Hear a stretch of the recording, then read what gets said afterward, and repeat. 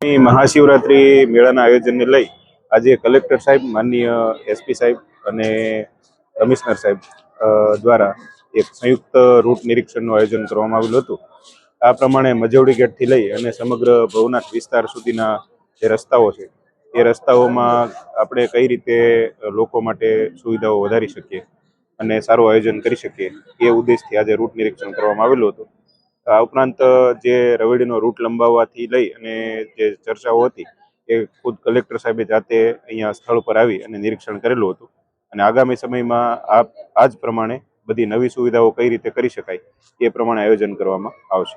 સાહેબ, એવી કોઈ ચર્ચા થઈ આગળ ક્યાં રૂટને લઈને કઈ રીતે કરવામાં આવશે? રૂટને લઈને સામાન્ય રીતે કેવું છે કે બહુ બધા શ્રદ્ધાળુઓ હોય છે, તો આ વખતે જે રૂટ છે એ રીતે જ કરવામાં આવશે કે ભીડ ન થાય અને લોકોમાં નાસભાગ ન થાય અને સરળતાથી બધું થઈ શકે.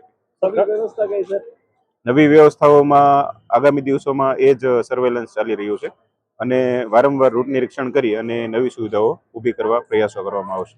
ખાસ કરીને પાર્કિંગનો મુદ્દો એ માથાનો દુખાવો બનતો હોય છે, એના માટે કોઈ વ્યવસ્થા? આ વખતે મોટી સંખ્યામાં આજુબાજુમાં પાર્કિંગો શોધી કાઢવામાં આવેલા છે અને માનનીય કલેક્ટર સાહેબના માર્ગદર્શન હેઠળ એક પાર્કિંગનો પણ પ્લાન છે એ તૈયાર કરવામાં આવી રહ્યો છે.